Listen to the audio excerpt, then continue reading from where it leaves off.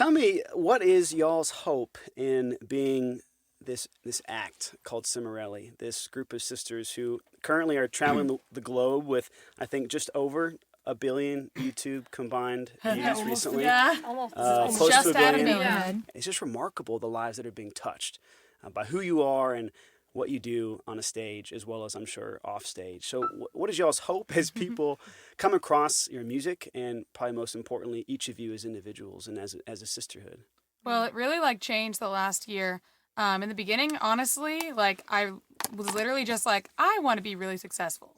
And I was really driven by more greed in the beginning. I was I want fame and money when I started. And I was I want people to notice me. I didn't say that outright, but in my heart, I realized looking back, that's really what I wanted, which is what a lot of people know I want. 16? Yeah, I was a teenager and I was that's what I really want.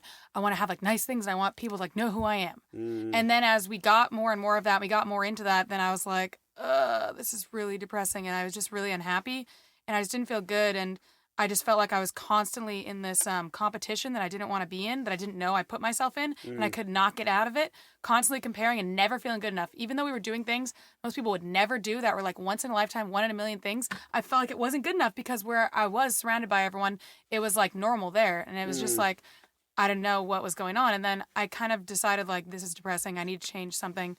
And I said to everyone, we need to figure out what we're doing. We need to make this fulfilling somehow because this is really depressing.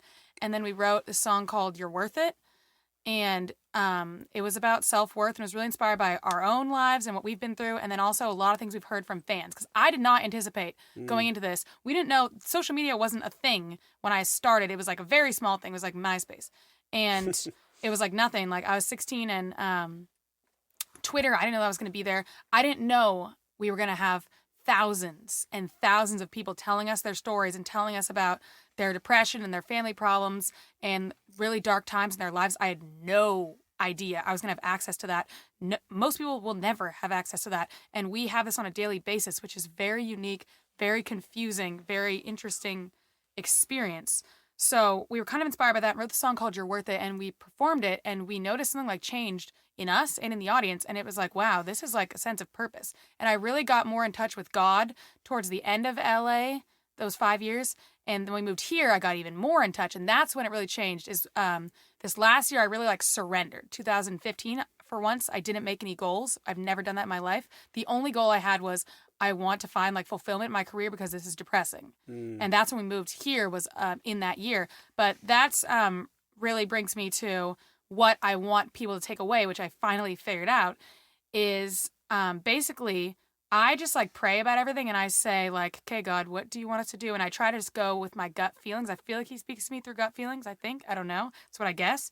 And I kind of just go with whatever it is I feel we should do. And I don't focus on success. I just say God will provide for us, money-wise, all of that. He'll provide. We just need to focus on the message. And what my big thing is, we just want people to come away with a positive feeling, to feel better about themselves, better about life, to shed some light into their lives.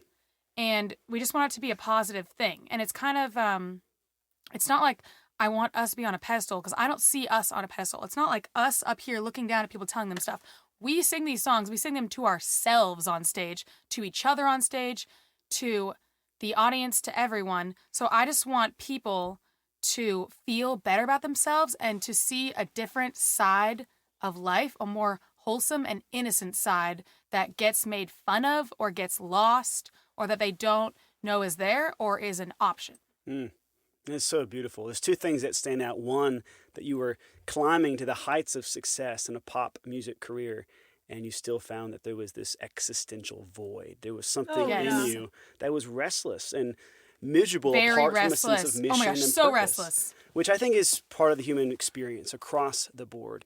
The world offers us all these things that we think satisfy, but if they become our ultimate end, we're miserable. We're just Exactly. miserable.